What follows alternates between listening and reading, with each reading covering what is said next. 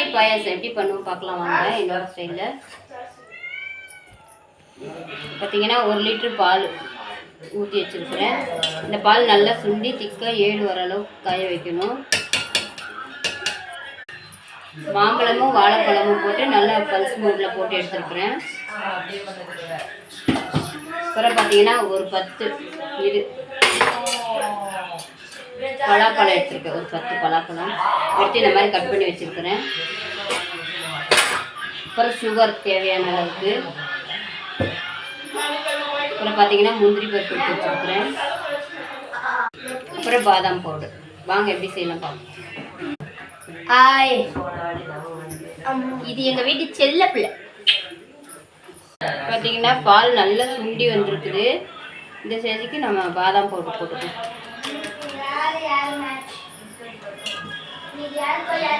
பார்த்தீங்கன்னா 1 லிட்டர் பால் நல்லா 3/4 லிட்டர் அந்த அளவுக்கு நல்லா காஞ்சிருக்கு. நல்லா கெட்டியாக வந்துருக்குது. பாதாம் பவுடர் போட்டிருக்கேன். பாதாம் பவுடர் போட்டு நல்லா பால் நல்லா திரிஞ்சு வந்துருக்கு.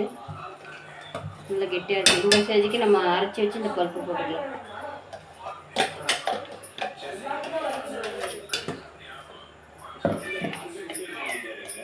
மாம்பழமும் வாழைப்பழமும் நம்ம அரைச்சி வச்சா அதை இது போட்டுக்கலாம்.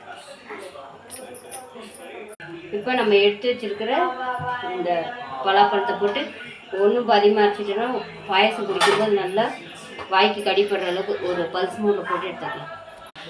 பலாப்பழம் எடுத்து வச்சுக்க, அதை போட்டு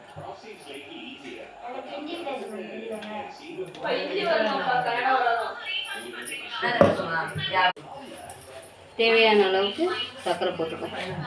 பழத்துலேயும் ஸ்வீட் இருக்குது. நமக்கு எந்த அளவுக்கு தேவையோ அந்த அளவுக்கு நம்ம சுகர் போட்டுக்கலாம்.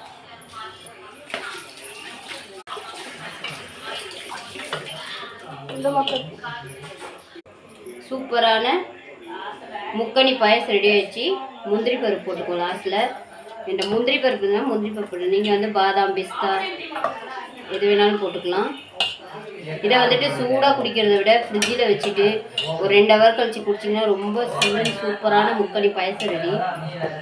ரொம்ப அருமையாக இருக்கும் சில்லுன்னு குடித்தோம்னா. சூப்பரான முக்கணி பாயாசம் ரெடி ஆயிடுச்சு. முக்கணி பாயாசம் நீங்களும் இதே மெத்தடில் செஞ்சு பாருங்க. பாயாசம் சூப்பர், வாங்க சாப்பிடலாம்.